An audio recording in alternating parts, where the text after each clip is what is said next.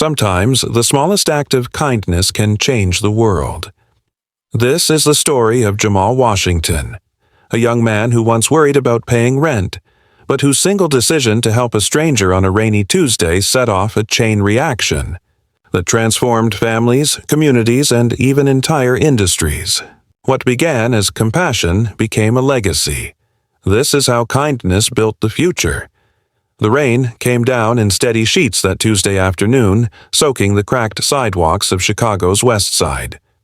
Jamal Washington pulled his thin jacket tighter. Against the chill, head bent, mind crowded with numbers that refused to add up, rent overdue, groceries running low, his mother's medical bills piling in the kitchen drawer. At 19, life had already become a relentless grind. He spent mornings fixing cars with Miguel at the auto shop, nights delivering packages, and still survival felt like running on a treadmill going nowhere. Every step forward was swallowed by another setback. He dreamed of being an engineer once, back when high school teachers told him he had talent, but those dreams had been pushed aside in favor of paying the light bill. On that ordinary Tuesday, his only thought was how to stretch $20 into a week's worth of meals. He didn't know destiny was waiting at the next corner. As Jamal crossed into the financial district where glass towers gleamed above sidewalks crowded with professionals, he saw her. An older woman stood at the curb, her umbrella broken, raindrops plastering her gray hair against her face. She looked disoriented, clutching a folder that was quickly turning to pulp in the downpour. People streamed around her, stepping past as though she were invisible. Something about her trembling hands, the panic in her eyes, stopped Jamal cold. He hesitated. He was late for work, already on thin ice with Miguel. But his mother's voice echoed in his mind. "If you see someone struggling, you don't just walk away. Ma'am, you okay?" he asked, approaching carefully. The woman looked up, startled, then gave a weary laugh. "I'm lost, I suppose. Can't seem to find my way anymore." Her tone was more than physical confusion. It was the sound of someone carrying a deeper weight. Jamal offered his own jacket to shield her papers and guided her toward the nearest cafe. They sat, dripping rainwater, while he ordered coffee with the last few dollars in his pocket. She introduced herself as Ellen Crawford, her voice trembling less as warmth returned to her cheeks.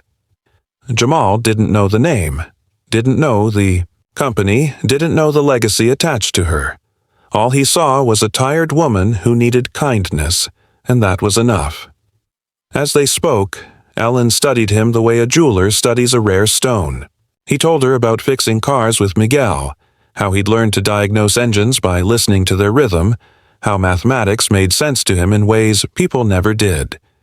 He admitted quietly that he once dreamed of MIT but dismissed it as fantasy. Ellen's eyes softened. She spoke of her late husband, Jonathan, a man who believed talent should never be trapped by circumstance, a man who died with the dream of creating a fellowship to give young people like Jamal a chance. Jonathan had believed in building futures through character, not pedigree. For years, Ellen had searched for the right person to carry that vision forward, and here, dripping wet in a cafe on a Tuesday afternoon, she felt she had found him. When she invited him to meet her colleagues at Crawford Industries, Jamal thought it was kindness taken too far. But 3 days later, he found himself sitting in a conference room surrounded by polished executives and walls lined with blueprints and prototypes that looked like glimpses of tomorrow.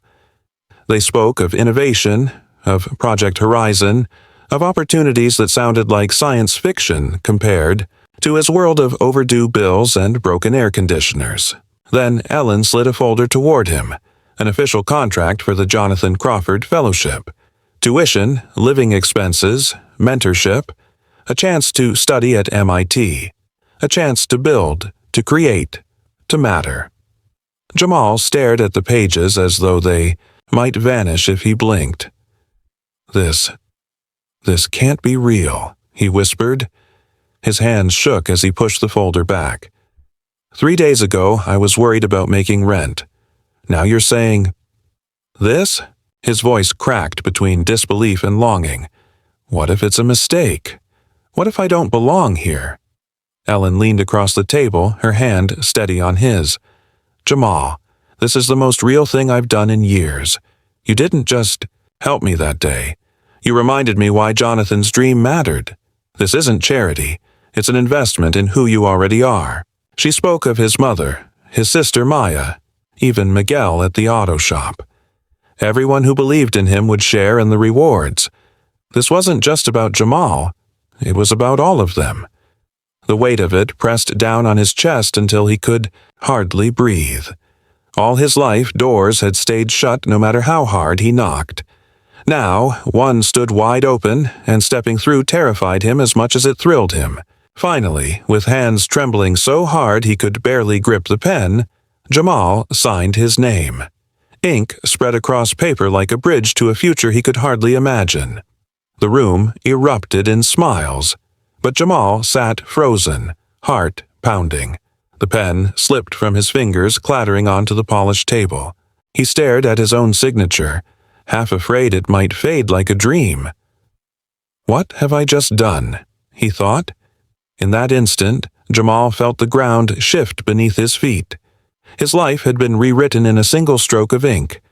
And, though he didn't yet know it, the ripples of that choice would spread far beyond him. And as the rain eased outside, washing the streets clean, Jamal's world quietly tilted toward destiny. 6 months after that rainy Tuesday, Jamal Washington's life looked nothing like it once had. Gone were the endless double shifts at the auto shop and the constant knot of worry about bills.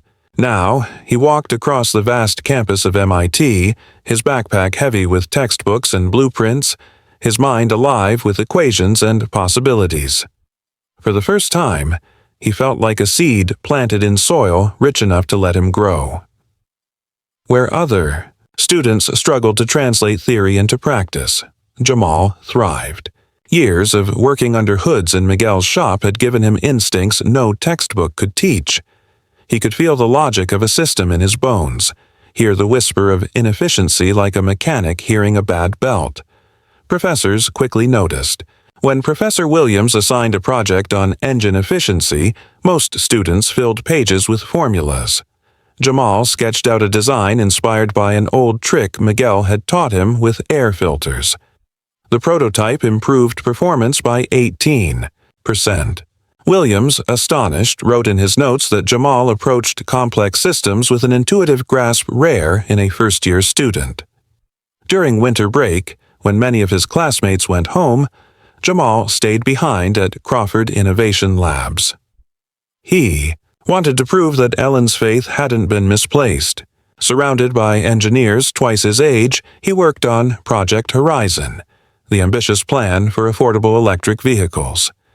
Senior staff had been wrestling for months with a battery cooling problem. Jamal thought back to summers in Chicago, sweating through endless AC repairs at the shop. Same principles, he realized, different application. In a burst of inspiration, he redesigned the cooling system using the airflow mechanics of air conditioning units. The result? A 23% increase in efficiency and manufacturing savings of $8,000 per vehicle. Engineers stared at the whiteboard where Jamal sketched out his solution as though witnessing something impossible. Dr. Torres asked where he had learned such insight. Jamal only grinned. "Fixing broken AC units in Chicago," he replied. What seemed ordinary to him was revolutionary to others. Back home, the ripples of his opportunities spread outward. His sister, Maya, walked across the stage at Northwestern's nursing school, cap and gown shimmering under bright lights. She graduated with honors, the first in their family to hold a degree. Their mother, Sharon, clapped until her hands ached. Driving to the ceremony in a reliable Honda she bought through a Crawford partnership program. No more praying the old car would start, no more bargaining at the gas pump. With Maya employed at the hospital where Sharon worked, stability, finally, entered their lives. Bills were paid on time, meals were full, and for the first time in years, Sharon let herself dream. She enrolled in courses to earn her nurse management certification, rediscovering ambitions she had buried beneath years of struggle. Local news stations picked up their story. From housing projects to healing, siblings achieved success through Crawford Foundation support. The Chicago Tribune ran a feature about Jamal's journey, complete with photographs of him bent over machines in the lab, Maya in her crisp uniform, and Sharon holding her textbooks, proudly. The headline read, "When Helping Others Helps You."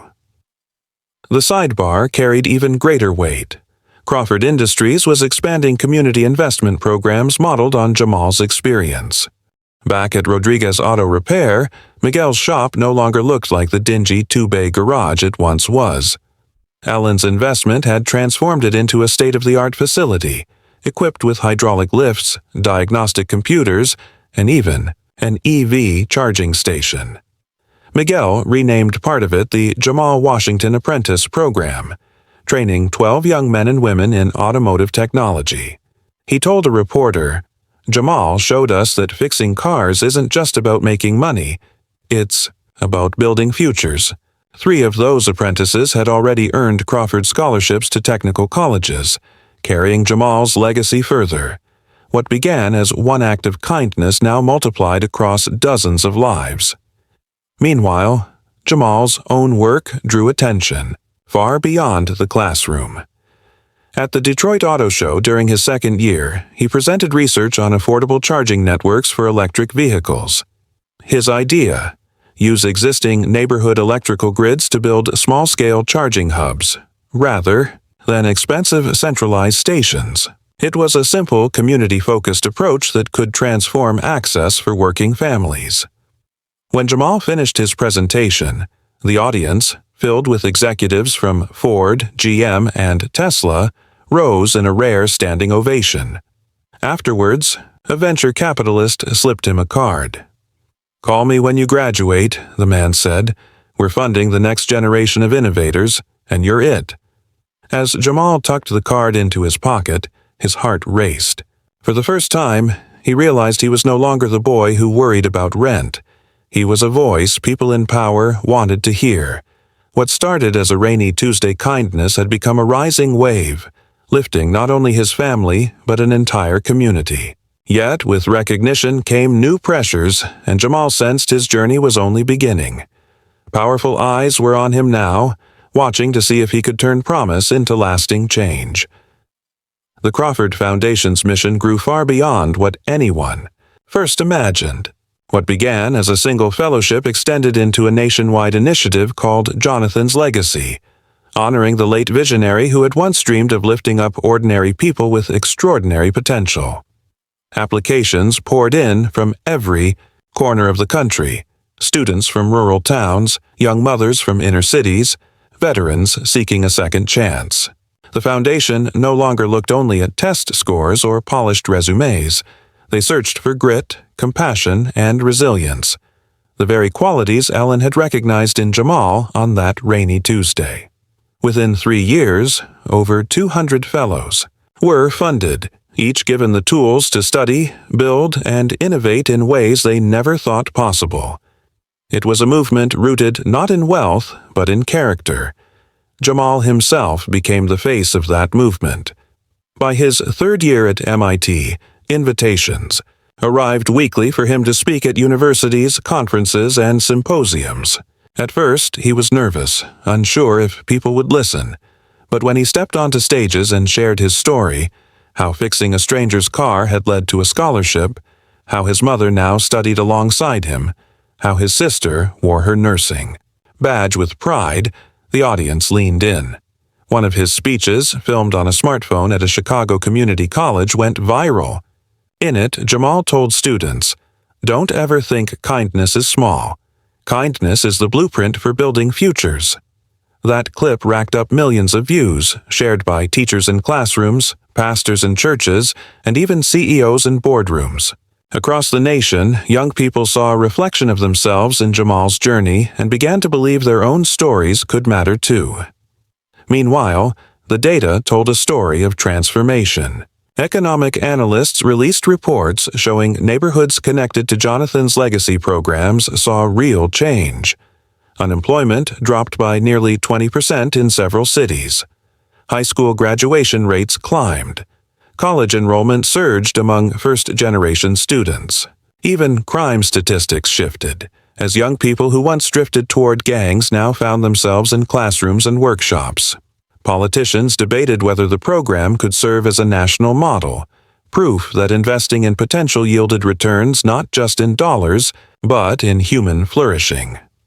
Back in Chicago, Jamal's old high school experienced a renaissance of its own.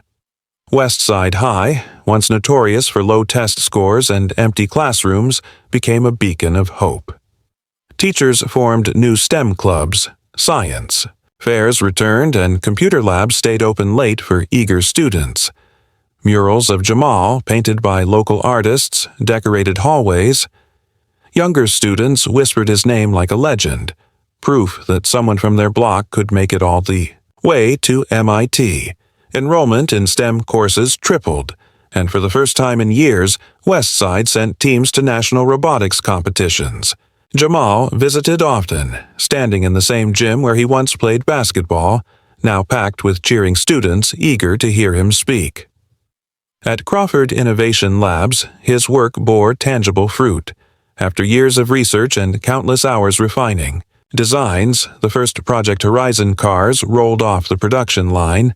They weren't luxury vehicles, but sturdy, efficient electric cars priced within reach of working families. The launch event made headlines nationwide. The future of driving, built for everyone. Journalists highlighted the vehicle's affordability and reliability, but they also spotlighted Jamal's fingerprints on the project.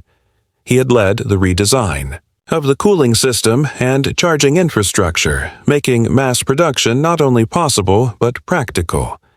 Families who had once struggled with unreliable used cars now had access to vehicles that promised both savings and sustainability.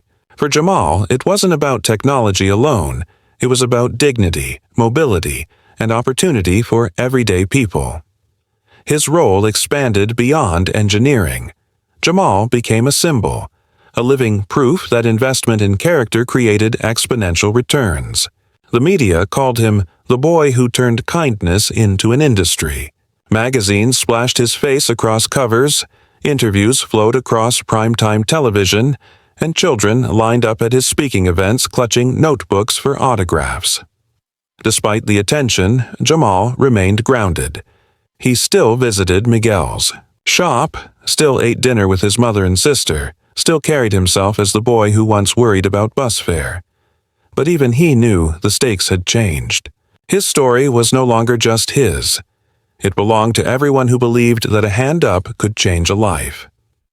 Then came the invitation that marked a new chapter. The White House STEM Conference, the nation's most prestigious gathering of scientists, innovators, and policymakers, requested Jamal as a keynote speaker. The weight of it pressed on him.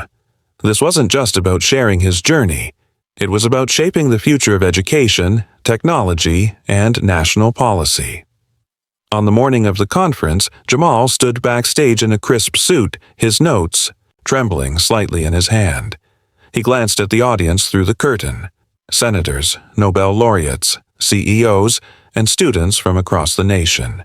Cameras were ready, broadcasting live to millions. As his name was announced, Jamal walked onto the stage, the lights hot on his face, the applause thunderous. He paused at the podium, looking out over the vast crowd and then into the lens of a camera that would carry his words to classrooms, living rooms, and boardrooms across America. The moment felt bigger than him, bigger than his story. He drew in a breath, steadied his voice, and began to speak. But as his words rolled across screens nationwide, he understood one truth. His journey up to now had only been preparation. His greatest test, the one that would decide not just his future but the direction of countless others, was still to come. 5 years had passed since Jamal Washington first walked the halls of MIT with nervous determination. Now he was a graduate, not just with a degree but with a reputation that stretched across industries. At only 27, Jamal held the title of lead design engineer at Crawford Labs, a position once reserved for men twice his age. His innovations had shaped the future of Project Horizon, his ideas had influenced policy, and his story had ignited movements. Yet, despite the boardrooms, the conferences, and the headlines, Jamal never forgot the street corner in Chicago where it all began. That rainy Tuesday, the act of stopping to help a stranger had been the pivot on which his destiny turned, and on one similar stormy evening, fate brought him back. The rain fell in cold sheets as Jamal stepped out of a rideshare onto West 45th Street. The city looked much the same cracked sidewalks, the same flickering street lamp, the same faint smell of fried food drifting from a nearby diner. But Jamal was not the same man who once huddled beneath a broken umbrella, worrying about the next rent payment. He wore a tailored coat now, carried an umbrella strong enough to withstand the wind, and had the quiet confidence of someone who had earned his place in the world. Yet, as he looked around, the memory of that night with Ellen Crawford flooded back, sharper than ever. Then he saw her. A girl, no older than 14, huddled on the curb with rain soaking through her thin jacket. She clutched a worn backpack to her chest, her shoes scuffed, her face pale with exhaustion. Her eyes carried the same mix of defiance and despair Jamal remembered once carrying himself. Something in him stirred, the echo of a choice made long ago. He walked toward her, kneeling to meet her eyes. "You okay out here?" he asked gently. The girl blinked, startled, then shook her head. "My name's Aaliyah," she whispered. I don't got anywhere to go tonight." Her voice cracked, not from weakness but from the weight of holding everything inside for too long. Jamal felt the moment as if destiny itself had unfolded. He thought of Ellen stopping for him, offering trust when the world offered none. Without hesitation, he extended his umbrella over her and said the same kind of words that had changed his life. "You're not alone anymore. Let's figure this out together." In that instant, history repeated itself. Jamal called a shelter contact through the Crawford network, arranged a hot meal, and promised Aaliyah that her story was not ending on a rain-soaked curb. It was only beginning. As they waited for the car to arrive, a familiar figure appeared, from across the street, holding her own umbrella. Ellen Crawford, older now, with lines of wisdom etched deeper around her eyes, approached with the same calm grace as before. She had insisted on keeping up with every fellow, every scholarship, every ripple of the Foundation's work. When she saw Jamal with the girl, her smile carried pride and recognition. "So," Ellen said softly, "the circle continues." She crouched beside Aaliyah, offering a hand. "I once met a young man, just like you, right on this very street. He thought he was invisible. Now the whole world knows his name." Aaliyah looked from Ellen to Jamal, her expression shifting from disbelief to cautious hope. The Crawford Fellowship had grown far beyond its humble beginnings. By now, over 150 fellows had graduated or were working toward their dreams. Some were doctors saving lives in underfunded hospitals. Others were engineers designing clean energy systems. Still others were social workers, teachers, and community leaders rebuilding the very neighborhoods they came from. Each of them carried forward the same philosophy, that opportunity rooted in character creates transformation that spreads across generations. Jamal often attended ceremonies where new fellows were announced. He shook hands with students from farms in Iowa, from barrios in Los Angeles, from villages in Mississippi. He told them all the same thing. The world believes in you now. Carry that belief forward. And they did. They carried it into classrooms, into clinics, into labs and businesses, spreading the legacy further than anyone could count. Back on West 45th Street, Jamal watched as Aaliyah climbed into the car, the warmth of a new chance waiting for her. Ellen touched his shoulder. "You've built more than machines, Jamal. You've built futures. That's the true design." The rain slowed to a mist and the city lights glistened like stars reflected in puddles. Jamal stood there, remembering, his own trembling hand signing the fellowship contract, not knowing what awaited him. Now, years later, he understood. The choices that seemed small, the pause to help, the decision to trust, the willingness to believe, are the ones that echo across time. The story that began with one act of kindness had grown into a movement that touched thousands, and in helping Aliyah, Jamal saw proof that the circle never breaks. It only widens, each generation passing the torch of compassion to the next. The narrator's voice settles as the final image lingers. The most ordinary choices, stopping to help, offering a hand, believing in someone, can echo across time.